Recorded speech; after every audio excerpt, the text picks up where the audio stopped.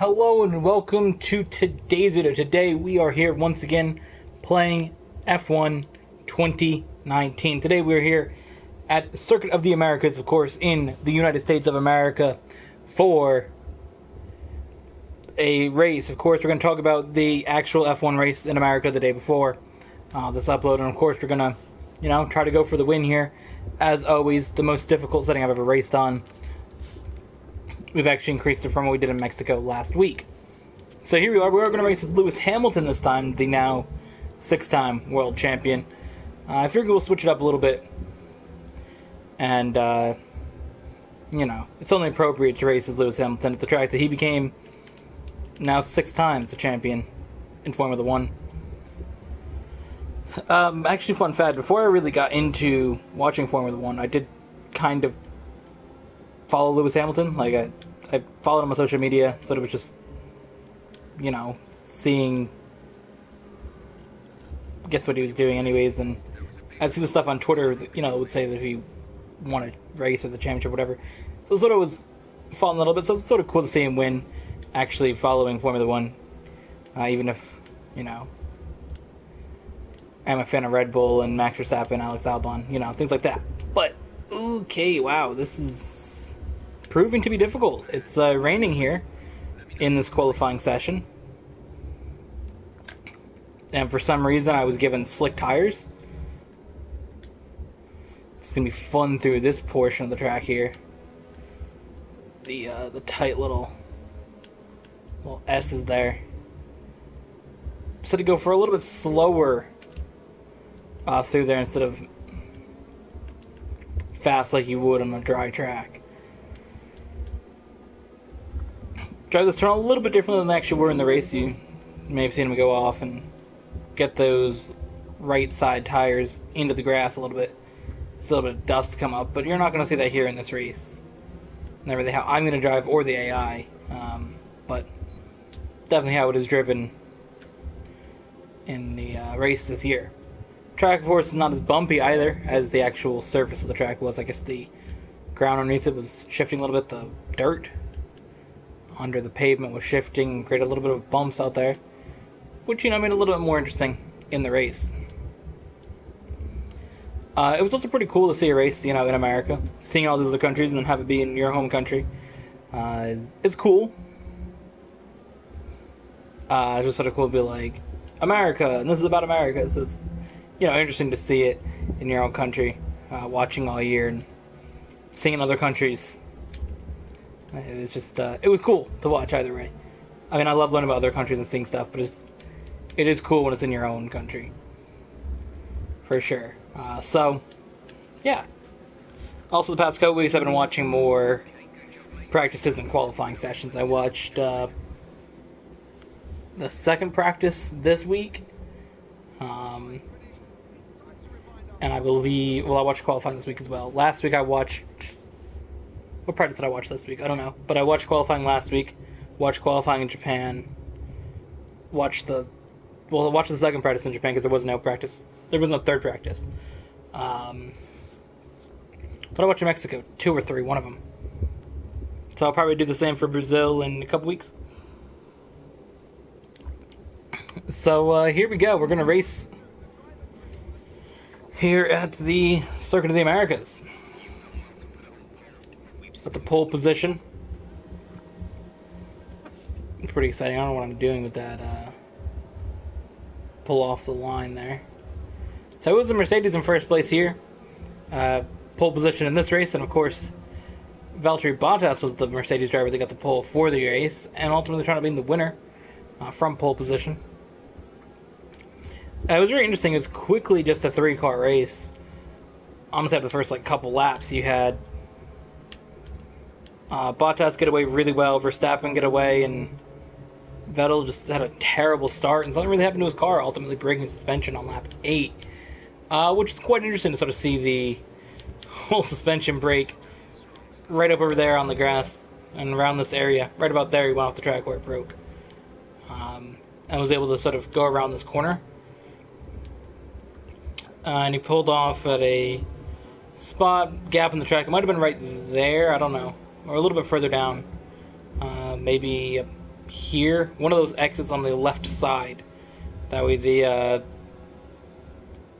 people there could bring the car off the track, and actually didn't bring out a safety car or a virtual safety car. Kids are left to the side enough to just be like, hey, go slow through the section and you're good. Got out of there pretty quickly.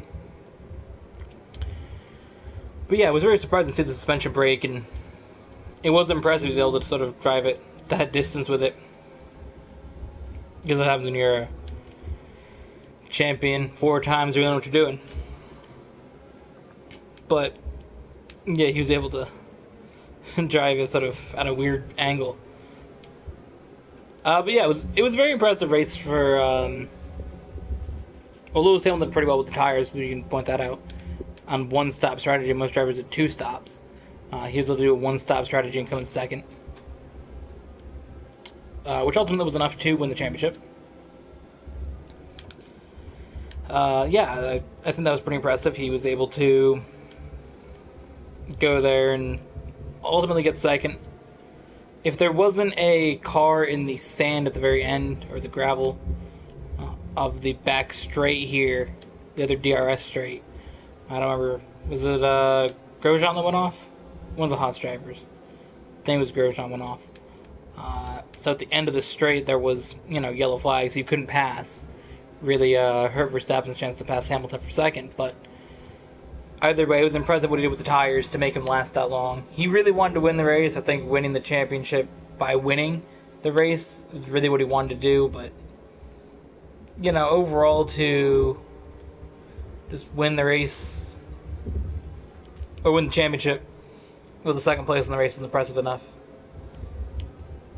Now, I thought initially that he had to come in the top 8 without Bottas winning, but I guess that's not the way the points worked. That's what I initially thought it was. But I guess it was him coming in the top 8 no matter where Bottas finishes. Or coming 9th with the fastest lap, ultimately coming in second is what he did. It was also very surprising for the Ferraris to really see them do nothing.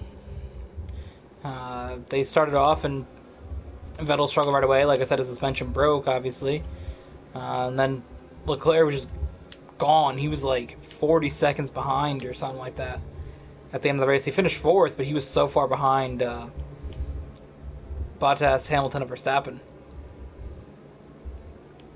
Another driver that really impressed me in this race was Alex Albon. He was, once again, was just able to, I think prove why he should be in that Red Bull car for 2020.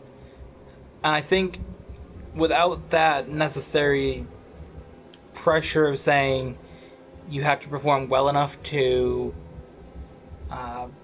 get this car for next season, if he can start a whole season with the team and just, be able to be in the car for a year, get some practice under, his belt for this year, and then really go out next year and try to be more competitive in the team, I think, putting him in that car would be beneficial because, this year he's really just had to sort of prove I'm better than Pierre Gasly, and I think he's been able to prove it. Apparently they were supposed to decide after Mexico, but that was because they had the calendar wrong. The guy that makes the decisions on that I thought Mexico was this race. So maybe we'll see after America, them make a decision on that.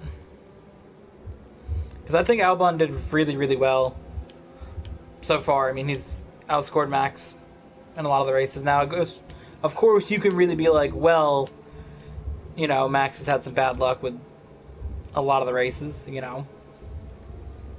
really since Hungary, ever since then. He's had some issues there. Belgium, he crashed early. But that was of his own making. He went to that turn, and if he didn't, he probably could have done a little better in that. What other track did he have issues in? Japan, that was Charles Leclerc spinning him out. But Mexico, that was on Verstappen. I mean, if he didn't say anything, he would have been on pole, and then he wouldn't have to try to make these super aggressive overtakes. And he wouldn't have got a cut tire. So I think that, Albon's done well. I mean, he's came in 5th or 6th in most of the races. That's where you're supposed to come in with a Red Bull. You're doing what you're supposed to do. Pierre Gasly was finishing in 7th and 8th and all this stuff. And I mean, Albon has passed Pierre Gasly for points by driving less time in the Red Bull. You got to think about that. He's drove the Red Bull since Belgium. Was that the one it was? He's driven the Red Bull since Belgium. Pierre Gasly drove it from Australia to Hungary. That's a longer gap. That's 12 races. That's more than half the season. Albon's still got 2 races left in the season, and he's done, really, really well in that car. He's got, I think they said, the second longest scoring streak for points of drivers active right now. Honestly, behind Lewis Hamilton. So, I think that's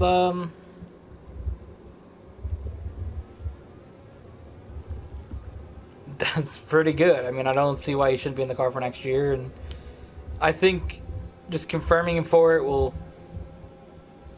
maybe let him go out and try to drive a little bit more aggressive and try to make some more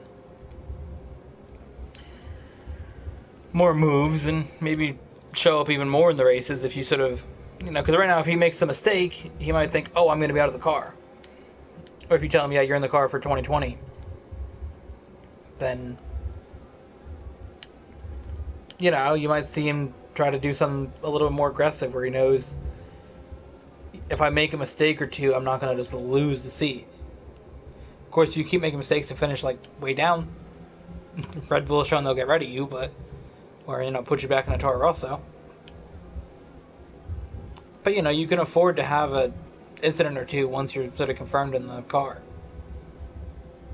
Meanwhile, here in this race that I'm doing, I've sort of just pulled away from Bottas and Verstappen. It looks like they're battling each other down there, so that's always helpful when the cars behind you just are sort of battling for spots. I'll just sort of hit all the marks that I'm supposed to on the track and, stay out here. I wouldn't be surprised, maybe a lap 7 or 8, come in, throw on some mediums, head back out there, and see what we can do. So, the whole thing, though, that brought up that whole Albon thing was he, had the contact with Carlos Sainz at the beginning of the race, and it was just a thing that happened through racing. It really wasn't like either one of them made a mistake or anything. It was just, they're all going for a spot. Had some contact, fell down to 20th, pit, drove his way up to the field, pit again, drove up to the field, pit again, drove his way back up. So he passed a lot of cars. Of course, you're supposed to pass the midfield cars, but it's still impressive what he did. On to other drivers in the field. We touched on the Ferraris, we touched on Albon. Verstappen, I think that he raced decent. He got 3rd. That's where he started. I think that, there's a gap a little bit. It's not a massive gap, obviously, between all top 3 teams, but there is that slight gap between the Mercedes and the Red Bulls. And, it shows sometimes, and he just wasn't able to stay with Bottas or stay with Hamilton as much as, they can stay with each other. So that gap there, obviously, does play in there a little bit, but I'm really excited for 2020. Of course, the rules staying the same throughout the season, so of course there's still 2 more races this year, but the rules stay the same throughout the season. No real regulation changes. So the cars that the teams bring will be very, very similar to these. Obviously, whatever they learn this year, they'll bring to their next year car, their 2020 version of their cars.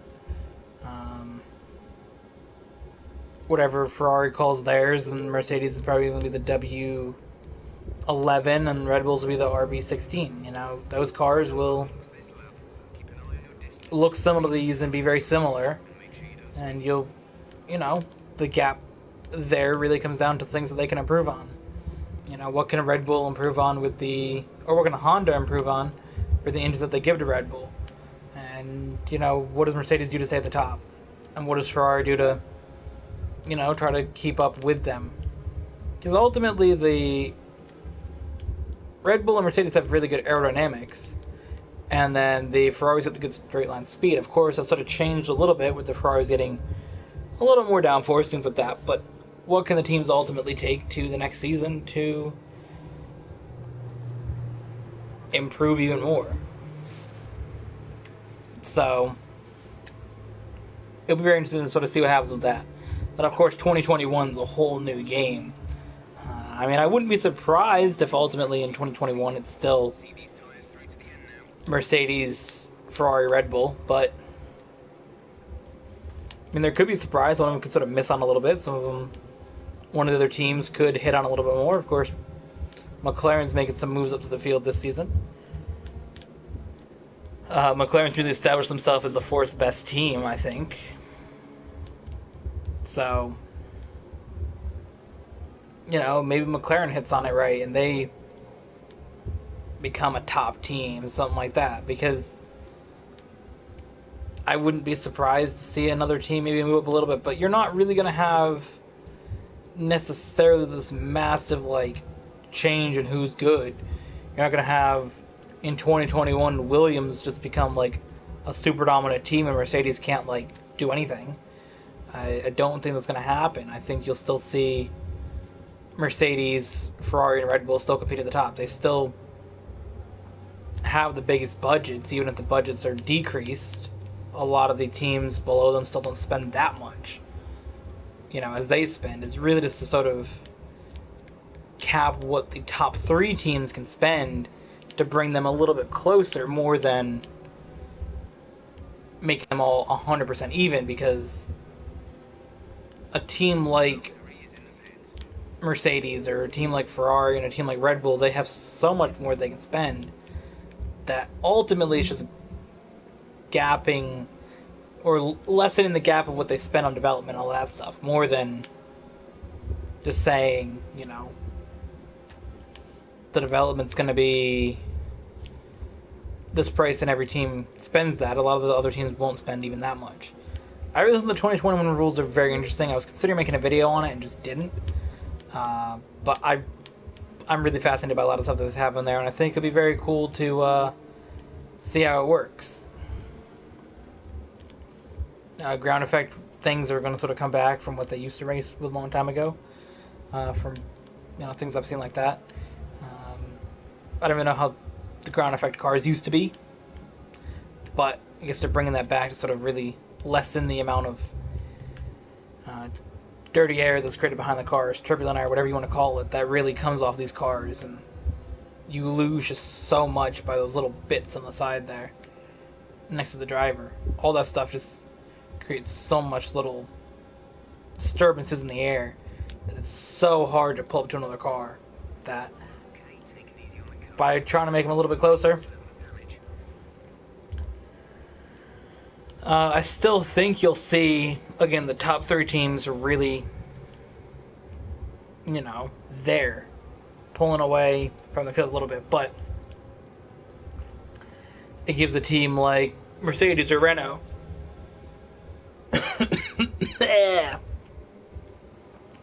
a real chance to compete. You know, like they can come out there and maybe get a win, or not a win, but maybe get a podium.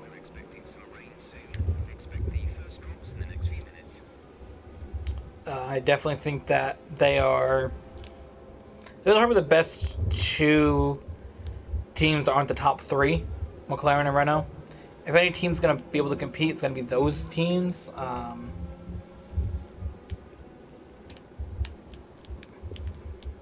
I don't really know about the other teams. Again, Toro Rosso is more of a development team for Red Bull. Um, Alfa Romeo is almost a development team for Ferrari. I mean, they do stuff occasionally to compete, but they sort of do stuff on their own. But one of their two cars is a development car for Ferrari. Williams, again, similar situation. They're almost the development for Mercedes. I mean, they do their own thing. They're sort of independent, but again, they're sort of development for Mercedes at the same time. So, Williams in the money situation, they're not in a great spot. Racing Point, I mean, they're okay. I don't really think that they might compete that well. I don't really think a driver like Lance Stroll's that good. And from what I've seen of him, he's kind of not great. He's really there because his dad owns the team, I feel, more than anything, and his dad sponsored or put up a lot of money for him to be in Williams before. So, I think things like that's Racing Point's issue, and I think that, am I seeing other teams? No, I don't think so. I think really you're going to see McLaren and Renault maybe be the ones that benefit from this rule change more than anything. But who knows? A lot of really interesting things with that. Yeah. So, on this race here, because there's a lot of things that happened, obviously. The 2021 rules got announced, and then, of course, the championship won by Lewis Hamilton. I think that's really, I don't know, I think it's cool. Just the first time I've seen a driver, win championship in Formula 1, my first year watching it. It's really cool to see him win and just how, excited he was and his family and all that stuff. It's just so cool to sort of see that and how excited the team was. And I don't know, I think it's always cool when you can see a driver like, breaking records and things like that, or coming close to records. He's only one behind Michael Schumacher, which is just so impressive. If you ever think of, I think if you ask anybody, even if you don't know about Formula 1, like a driver that's a Formula 1 driver, people will know who Michael Schumacher is. So to be able to be only, one championship behind him, and really not that far off for wins, what is he, 9 wins away from tying him? I don't know, something like that. He's very close on wins, so I think something like that is just... it's just interesting, to sort of see something like that where he's approaching history like that, where he could tie Michael Schumacher in a year. It's just kind of crazy. And I mean, I think it's doable unless, Ferrari steps up, but I think Ferrari has its issues with both their drivers are going to be super competitive with each other and cause a problem there, and their cars okay, but not on the same par as Mercedes. And I have confidence in Red Bull, of course, being a fan of the team. I think that if any team's going to make a step forward of the top 3, it could be Red Bull. If they can get the Honda engine to work out. I mean, they need Albon to step up a little bit more. Albon's, like I said, been good, and I could see him being in the car for 2020. But they'll need him to step up to help and compete, and they need Verstappen to sort of get back to having the things go right for him like they were earlier in the season and get past these mistakes. But I think Red Bull can make a step forward. I mean, Charles Leclerc has been impressive for Ferrari as well. I think all 3 of the teams will be able to compete even closer next year. But I think for Mercedes and Lewis Hamilton, it's really their championship to lose. I mean, Valtteri Bottas is a good driver, but he's in the same level as Lewis Hamilton. That's the real question. Is Valtteri Bottas going to be the driver to beat Lewis Hamilton? Because we've seen Lewis Hamilton, racing against his teammate in 2016. Again, I didn't watch it, but from the stuff that I've seen, obviously that was a really crazy year with Lewis Hamilton and Nico Rosberg. So ultimately, Lewis Hamilton didn't win that year, but I guess he would have if he didn't have his car break in Malaysia, was it? So, that was the reason Lewis Hamilton didn't win that year. He had to fight from his teammate. So, unless you can have a fight from your teammate, that's really where it's at if your car's really, really good. Obviously, a little bit similar to that is when you play your career mode in this game. If you develop your car to be really, really good, your teammate is going to be crazy to compete against, but the rest of the field will sort of be there. I had that in, I believe, season 5 through like 8 of my career mode. I had Charles Leclerc as my teammate and Max Verstappen for a year. And I beat Max Verstappen by 1 point in Abu Dhabi by, coming there in first and he came in third. That's the thing. You have to have a battle from within your team, I feel, to maybe not win that championship. So I don't know if Valtteri Bottas is going to be able to compete with Lewis Hamilton for a championship. So I think Lewis Hamilton has a good chance to, go out and win number 7, and that will be impressive.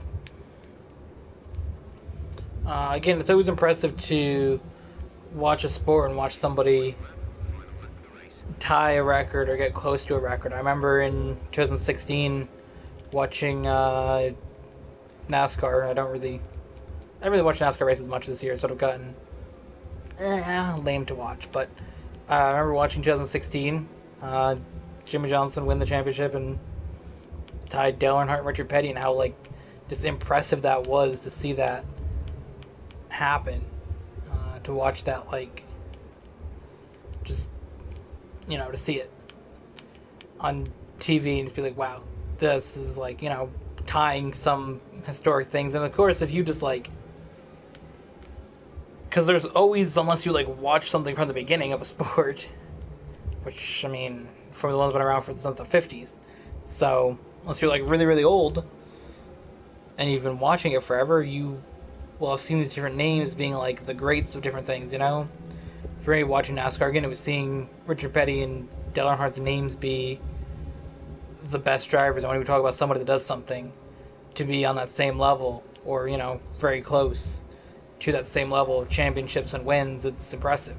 Of course, NASCAR being bar with wins for Richard Petty is a different subject because of how much they used to race and how much that stuff counted. But to pass Dale Earnhardt for wins and time in championships and things like that in NASCAR, something you always see this driver doing that good. So same with Formula 1, you see Michael Schumacher's names for wins and podiums, poles, all that stuff when he had those records. So to see somebody come in and break those records and get close to them is very, very impressive. And it's cool to sort of watch that and be like, I'm watching somebody do something that people are that was impressive this long ago.